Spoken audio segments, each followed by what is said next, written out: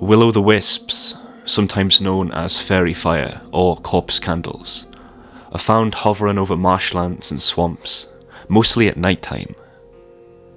These atmospheric, ghostly lights take on the appearance of lanterns or flickering lamps, and appear to lost travellers who then follow them, only to end up more lost than they were already, or even trapped in a bog or swamp, left to freeze or drown. Many have speculated on what these lights actually are. Some think they're ghosts, some think they're fairies or other mischievous sprites, while others believe them to be elemental land spirits. In some accounts, the wisps are guarding a sacred location, such as an important burial site or even hidden treasure. They aren't always malevolent though. In some tales, depending on how lost travellers treat the wisp, they help lead people out of difficult situations and back onto the road.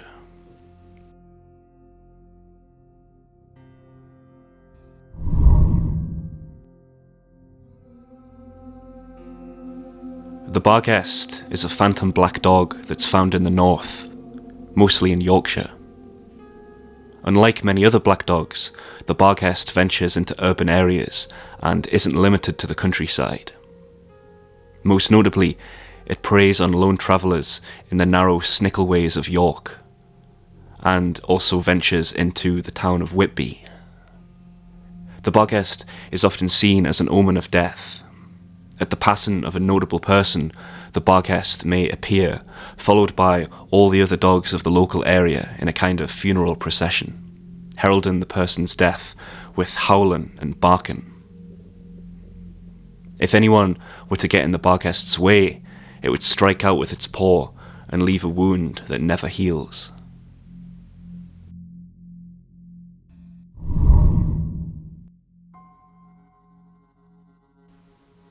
Redcaps are a type of goblin, murderous and malevolent, that reside along England's border with Scotland, most commonly inhabiting ruined castles and peel towers, specifically those that were the scenes of foul deeds of wickedness and murder.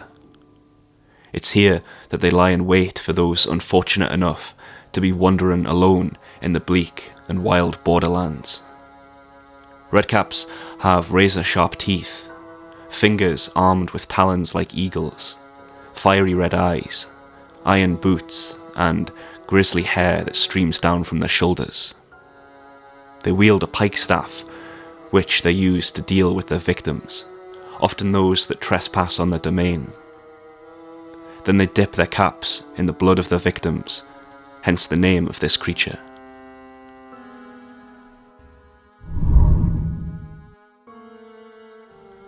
The Hairy Hands is a strange legend that emerged following an unusually high number of accidents on a remote stretch of road in Dartmoor in the county of Devon. Since about 1910, motorists and cyclists alike reported suffering unusual accidents along the road between Post Bridge and Two Bridges. In most cases, people reported that they felt as if something had taken control of the wheel or the handles and made their vehicle swerve violently off the road. These stories gained national attention in 1921 when an army captain reported that these ghostly hands had taken the handles of his motorcycle and tried to force him off the road. Not all encounters with the hairy hands involved moving vehicles though. In 1924, a woman was camping on the moors with her husband and reported that an invisible hand was trying to gain access to the caravan.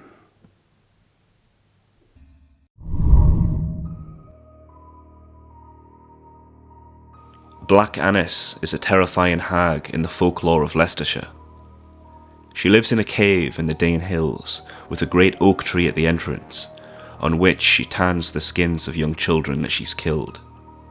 At night, she would venture out from her cave in search of more children to harvest, reaching inside of windows with her long arms and snatching away children and babies as they slept. It was said that cottages in Leicestershire were purposely built with small windows for this reason, and even then they were covered with animal skins and protective herbs to keep her at bay, to keep her arms out of the house. When she ground her teeth and howled, the sound could be heard from up to 5 miles away, giving people time to bolt the doors.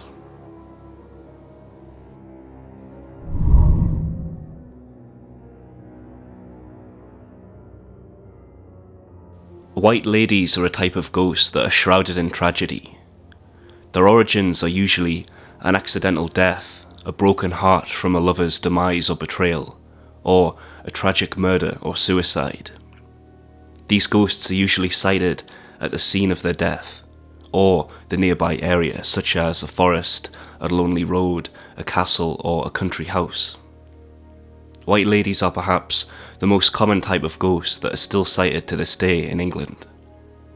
They never speak and rarely cause any harm, but their presence is often considered to be unlucky, and there remains a real fear of them.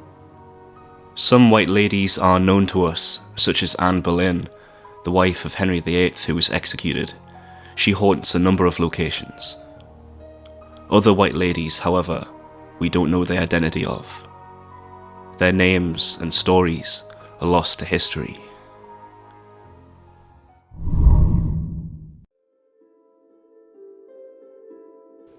In Somerset, the apple tree man is the name given to the spirit of the oldest apple tree in the orchard. It's within this tree that the entire fertility of the orchard resides. Similar to the tradition of wassailing and singing to the trees, people were known to give offerings to the apple tree man. Offerings are given by pouring cider on the roots of the tree. In one story, a man gives the apple tree man an offering of mulled cider, his last mug of mulled cider in fact, and as a reward, the apple tree man reveals to him the location of buried gold. In another story, the apple tree man cautions a curious cat to leave his orchard because soon people will be firing guns to drive away witches and ghosts in the area. The cat obeys him and isn't hurt by any stray bullets.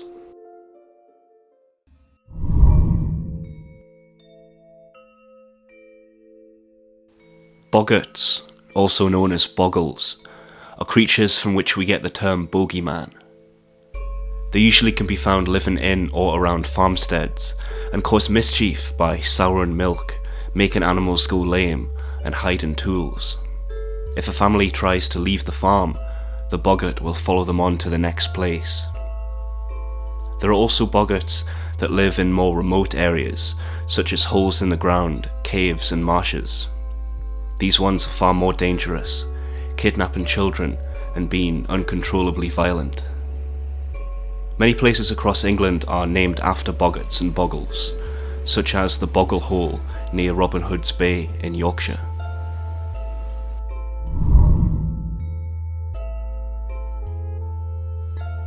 In Cornwall and Devon, the knockers are small creatures that live in the tin mines and commit random acts of mischief.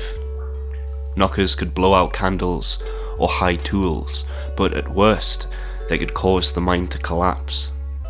However, the knockers were more likely to be helpful, provided the miners were kind to them and gave them offerings of the last bite of their pasties. The knockers would knock on the walls of the mine to warn the workers of impending collapses.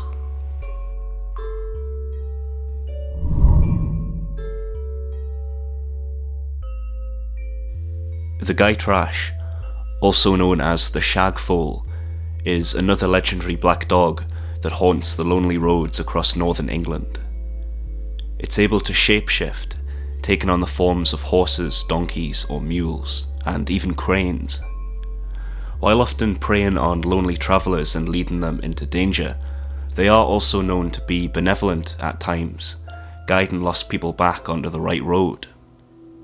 Despite their occasional acts of kindness though, they are usually feared, especially when their eyes are glowing red like hot coals.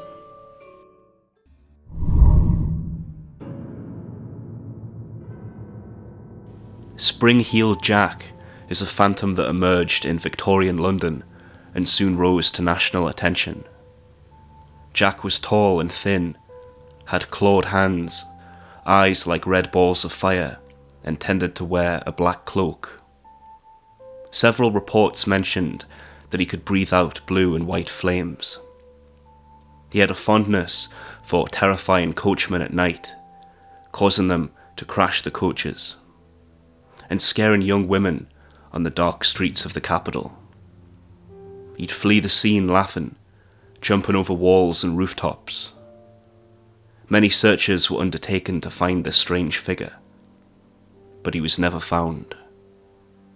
Who or what Spring-Heel Jack was will forever remain a mystery.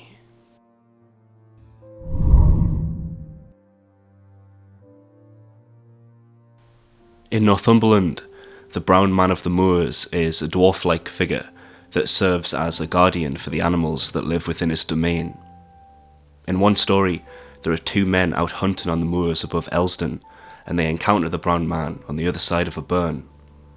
He invites one of the men to cross, but his friend stops him, knowing that the creature would kill him.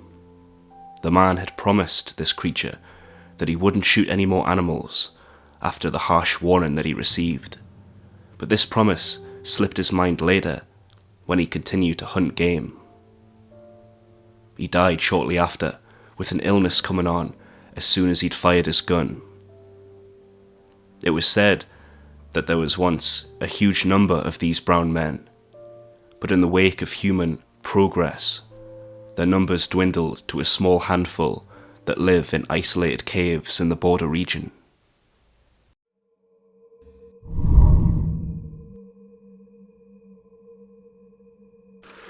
Mermaids are found across the world and appear too in the waters around England, as well as in certain lakes and large bodies of water, such as Blackmere in Staffordshire. These creatures have the upper body of a female, but the lower body of a fish. Mermaids appear in British folklore as unlucky omens, foretelling disaster, and sometimes being the cause of it. This can range from being a sign of approaching rough weather, or even pulling down people into watery depths. Mermaids are also known to fall in love with men on occasion, such as the one that visited the Cornish town of Zennor, where the creature and her lover would spend the nights together singing.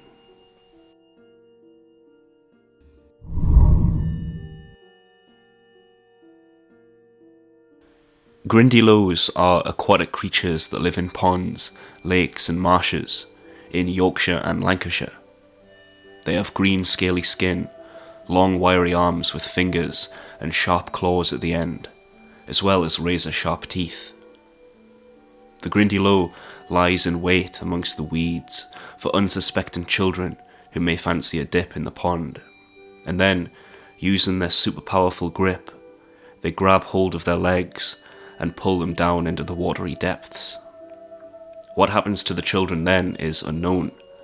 Perhaps they're consumed by the Grindylow, or simply drowned for the fun of it. The name Grindylow is said to be connected with Grendel, the monster from the poem Beowulf. The name is seen in Old English charters, where it has a connection with bogs and lakes.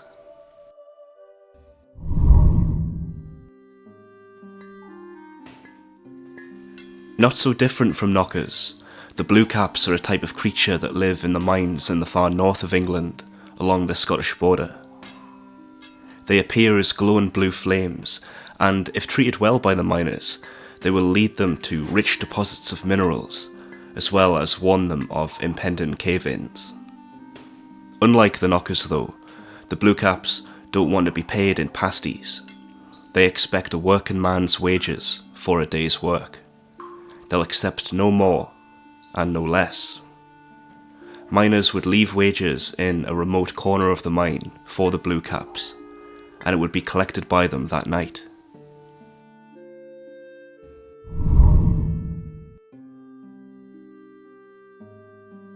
Herne the Hunter is the spirit that rides around Windsor Forest in Berkshire at night. Herne's powers revolve around the decay of the natural world. He could cause a tree to wither and die with a single touch, could bewitch cattle into producing blood instead of milk, and send wildlife into uncontrollable fits of terror. He possessed a horn and was accompanied by his faithful hounds. He was often considered to be one of the leaders of the Wild Hunt. The first recorded appearance of Herne the Hunter comes from William Shakespeare's 1597 play, The Merry Wives of Windsor, where he serves as a cautionary tale to keep young children away from Windsor woods. Many people, however, believe that his story goes back many centuries earlier.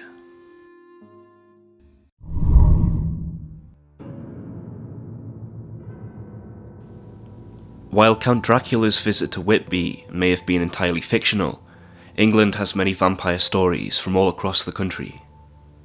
These creatures vary in each story, but they aren't like the creatures people are familiar with from popular vampire culture. English vampires tend to be people that lived wicked and awful lives, then found themselves reanimated as a fiend that had a taste for human blood. One of England's most popular vampire stories is that of the vampire of Croglan Grange in Cumberland. Two brothers catch a vampire preying on their sister, so one of the lads shoots it and it flees. They follow the trail of blood back to a coffin in a local cemetery, and they burn the vampire so it cannot return.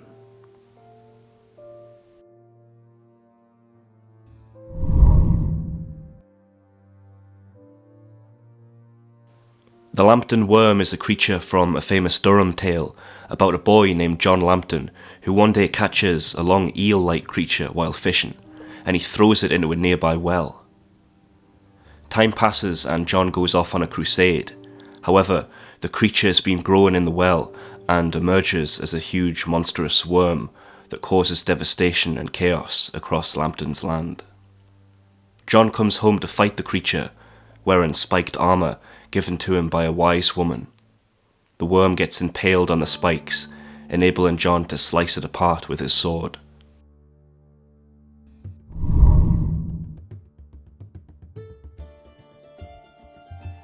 Hobs are household spirits that undertake tasks and chores around the house or on the surrounding land, mostly at night. These tasks can range from farm work like mucking out the horses and ploughing fields, to housework like cleaning the dishes and mending old socks. It was vitally important to not offend hobs though, and one of the biggest ways to do this was to give them clothes. One family gave a helpful hob a small hat and cloak for his good work, and he left in anger, never to work for them again. It was customary though to leave offerings for the hob, such as a bowl of cream or porridge, or a small cake.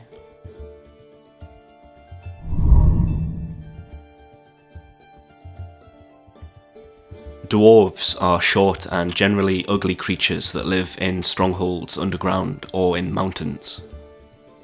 Greedy by nature, the dwarves were known to safeguard large hoards of gold. These creatures are excellent craftsmen and blacksmiths, creating great weapons and armour. Dwarves have a general dislike of humans in English folklore, and in areas like the Simonside Hills near Rothbury, also known as the dwarf capital of the world, they actively try and lead people into dangerous situations, much like the Will-O-The-Wisp.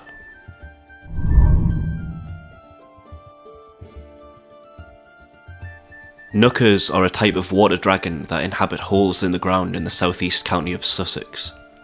They have the appearance of sea serpents and live in holes in the ground known as knucker holes. These are round pools which are considered to be infinitely deep. And much like other types of dragons, knuckers will feed upon livestock and even villagers in order to survive.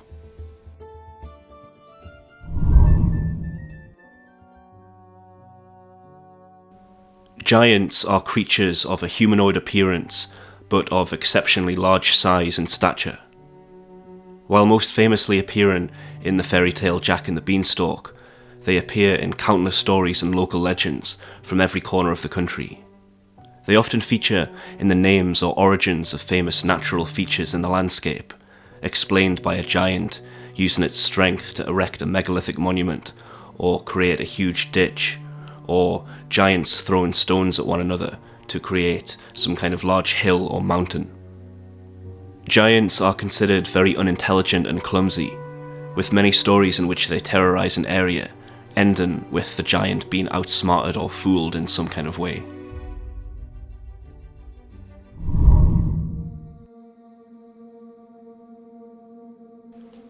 In the 12th century, 2 children arrived in the Suffolk village of Woolpit. There was something very strange about these children, who were brother and sister. They had green skin. They spoke a language that was very strange, and they'd only eat raw, broad beans. The community took them in, but the boy died upon being baptised. Eventually though, the girl lost her green colour and learned to speak English. Now able to communicate, she explained that she and her brother had come from a land where the sun never shone, everything was green, and the light was like twilight. Where was this land?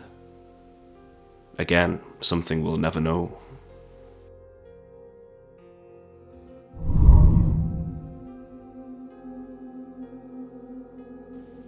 Black Shuck is the most famous spectral hound in English folklore.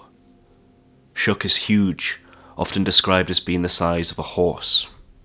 In some accounts, he only has one eye, like a cyclops. He roams the countryside and coastline of East Anglia.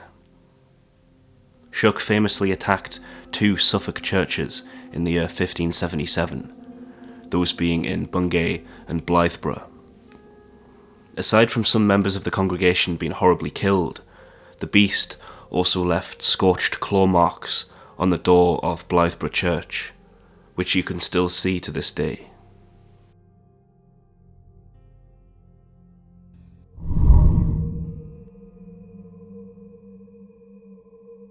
The Beast of Bodmin Moor is a large wild cat that inhabits Cornwall. Bodmin Moor became a hotspot of sightings and reports of the creature in the late 70s after the discovery of mutilated livestock. The government conducted an official investigation into the presence of big cats in the 90s and concluded that there was no verifiable evidence. Scientists also tend to reject the idea due to food supply issues and lack of numbers to maintain a breeding population of the beasts.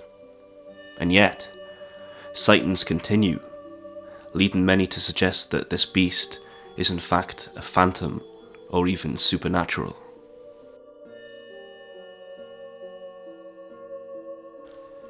I hope you enjoyed this video and it convinces you to explore English folklore further. At some point, I'm sure that I'll do a part 2 to this video with 25 more creatures, as this list barely scratches the surface. As always though, a huge thank you to those of you that support me on Patreon or PayPal. It's the best way to help keep this project going. Special thanks to my 3 newest supporters, Maureen, Hugo and Jess. I've got a lot of good projects coming up this year, so it really does make all the difference. Anyway, I'll see you all in the next video.